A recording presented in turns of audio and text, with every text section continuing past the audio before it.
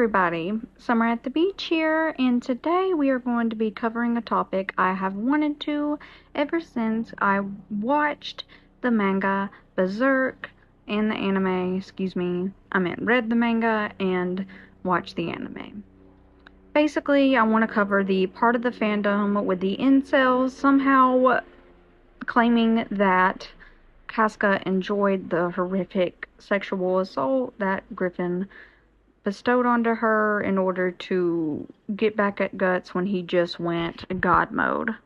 The entire argument that she did enjoy it is entirely vile and inconsiderate to what she went through. Some of the excuses that I've seen is, of course, like blame onto Guts and how he deserved to somehow watch Casca get her. I've seen that. I've also seen that because she was blushing, somehow that means that she did enjoy it. I just can't honestly believe when she is screaming, "Stop, please stop," with her arms hung up into the sky as she is being essayed in front of the man that she loves. This harmed Casca's psyche so terribly bad that she just wanted to erase her memory altogether. For those who believe that Griffin did nothing wrong, I really do urge you to please reread the manga and rewatch it as well, because Griffin is one of the most well-written antagonists of all time, along with Casca and Guts being one of the most well-written protagonists of all time. Even though I do have an issue with the violent and pedophilic nature of this manga, like I really do. But then again, I hate all violence against children, and guaranteed what I've been through probably has something to do with that. But I want to talk about the nature of where comments like this comes from and why they somehow enjoy the agony of women and even get off on it. Incels' enjoyment of violence against women and sexual assault and blame on either her or those around her is very prevalent, in society, online, as well as in pornography and in media. Before we get into the nature of these dark comments, I want to go through some backstory about how Casca got in with the Band of the Hawk and how she met Griffin. Casca first ran into Griffin when running away from her slave captor when she was being sexually assaulted. Griffin saved her, pointed the sword at the man, even handing it to her for her to slay her own captor and assaulter.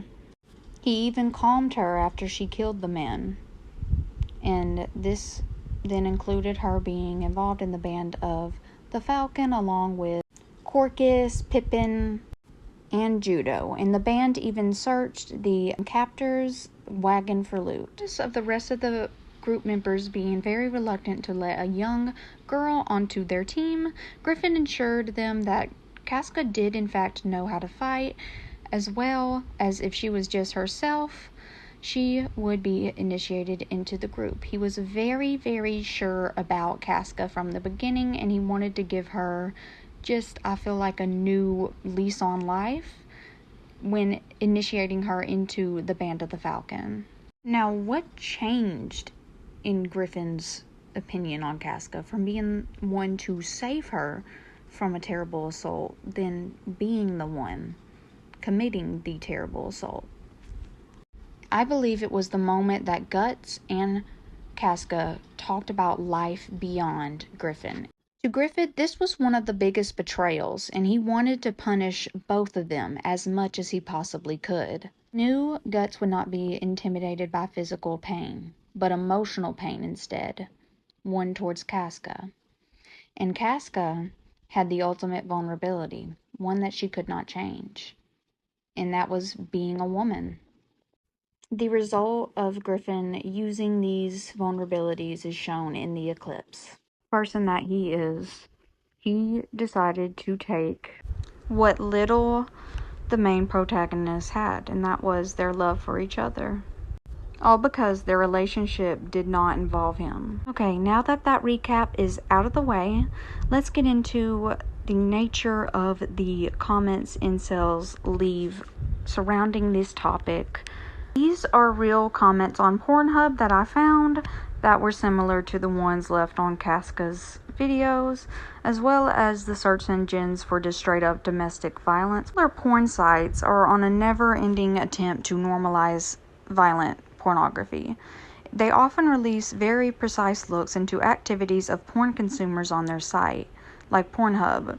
The site released a What Women Want edition of a few stats a few years in a row, showing that women are just into watching porn as men.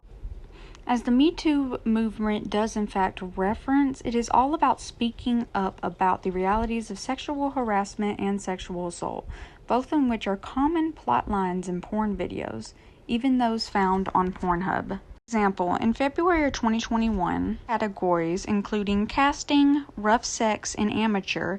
In each there are videos of either possible actual non-consensual sex or fetishized non-consensual sex that's scripted and portrayed by consenting actors. Whether or not it is acting or not, this content trivializes abuse and sells it as a point of arousal rather than an unacceptable crime.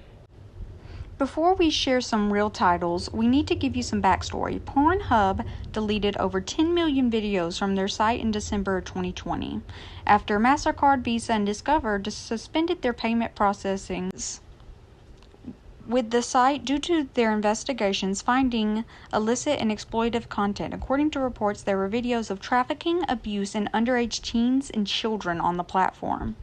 So, in a drastic move, Pornhub deleted 10 million videos uploaded by non-verified users, possibly because the site could not confirm consent of those videos. MindGeek claims that they have supposedly been approved by a human team of moderators, that being the remaining videos on the platform.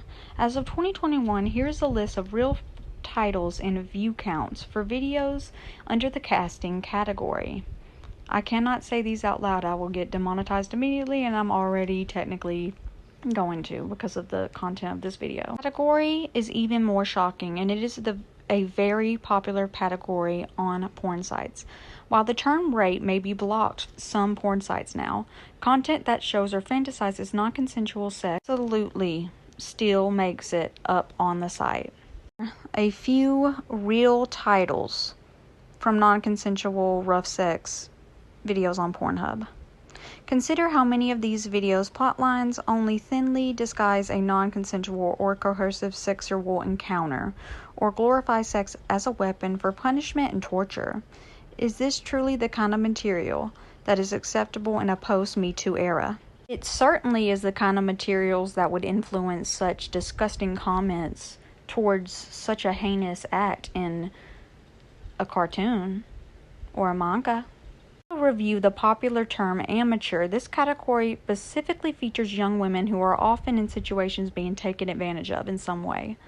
The Girls Do Porn case, where reportedly hundreds of women were tricked, coerced, and forced, in other words trafficked, into performing porn where they expected to be doing a different kind of photo shoot. Problematic content on porn sites as well as in anime is stuff like cheerleader porn. This category and images idealize the problematic sexual fantasy of one with a teenage girl, an underage girl. Pornhub's own doctor claims what male has never had a fantasy involving cheerleaders, a teacher, or a female auto mechanic. To assume all men watch porn or fantasize about minors is demeaning and inaccurate.